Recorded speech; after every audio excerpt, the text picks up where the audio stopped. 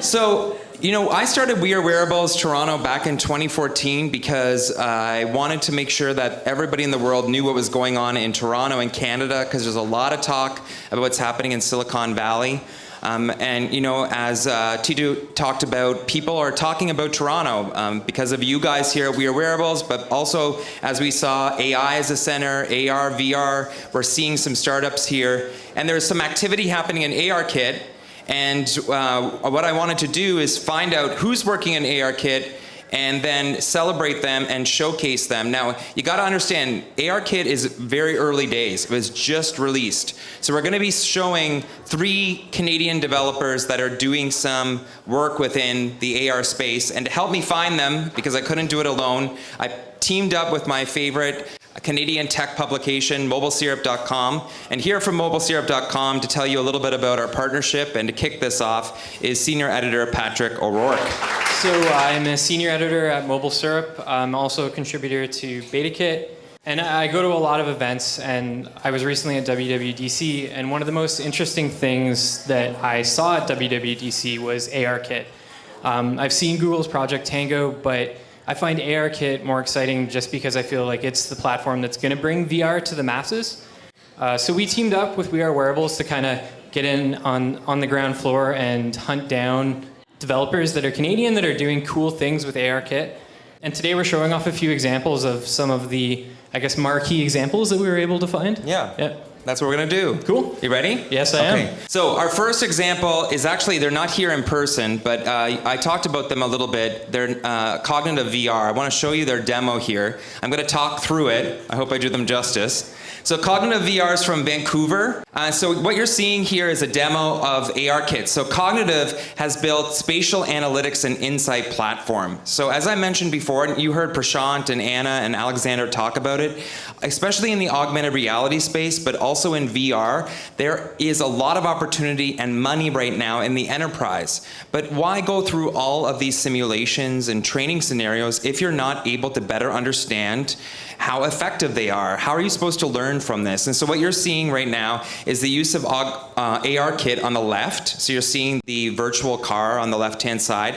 And on the right-hand side is Cognitive's platform.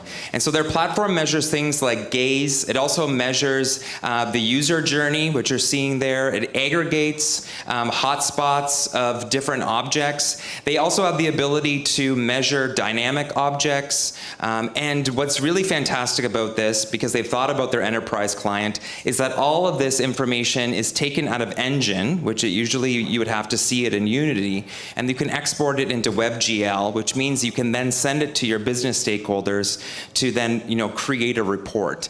So this is some great ARKit work done by the Cognitive VR team in Vancouver. If you want to learn more, they have some information on their site. So big round of applause for that team out in Vancouver. Hey guys, I'm Craig Alguire. I'm the CTO of Quantum Capture.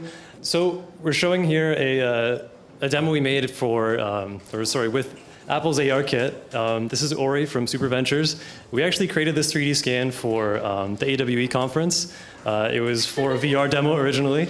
And basically within about 2 days, we managed to not only go to Best Buy and buy an iPad, but put this whole demo together. So this is using the Unreal Engine. It runs on the iPad. It actually runs smoother, like in person. It's just the video capture that makes it look kind of choppy. So ARKit, like, it's fantastic. It works amazingly well. You can see the tracking is almost perfect. You can get some really good visual fidelity. This is 2 days of effort, so it's not the same as the Alyssa demo you just saw. But you know, we're pretty excited with where the future is for this technology. In terms of challenges, you know, we're Windows users, so just like downloading Xcode betas and stuff like that, that was the hardest part. ARKit itself is awesome, and you know, it's only getting better. You know, it's only been maybe a month, so we're pretty excited with the possibilities. And for us in particular, we're going to bring the same tech you saw in the Alyssa demo into this AR version of these virtual humans that we're creating. So you can have a one-to-one conversation with a human, you know, standing in your room, sitting on your couch with you, whatever it might be. So yeah, thanks. Mike White, InfinityOne is the name of my company, and we're creating holographic entertainment. So we're self-funded, very small company. We have 2 types of entertainment we're working on. One is games, and the other is a product that we call the SIX, Sensory Immersive Experience. So the SIX is actually a music-based experience. It's a story concept, like a movie, but you experience it, it's told through holographic characters. So anyway, back to Zarzel. We created it for the HoloLens originally. It was a prototype concept. I thought, well, what's the best way to utilize the HoloLens's capabilities for the third dimension, right? So AR gives you Y and Z, but this is the X dimension we're talking about here, where, so you're Pac-Man, you know, you're moving through the maze. This is the intro, actually, that you're looking at now. Rather than you being Pac-Man and eating ghosts or being chased by them, the story is actually that aliens have landed. They're in a different dimension, so you can't see them unless you have the glasses on. If you see them, I mean, they're atomically different, so if you touch them, you're atomically destabilized. You have to exit the maze to reset, because you had to have a way for people to die. And if you collect orbs, then you're positively ionized. So HoloLens is obviously an enterprise unit right now, $3,000. We're working on our model to get it into hotels to monetize their event rooms. So this game is actually, it's made for a big space. You can play it outside, but the HoloLens is kind of finicky with light and walls and stuff like that right now. ARKit, when we heard about it coming out, in fact, before that, I thought, well, we need to get this to consumers, at least in some form.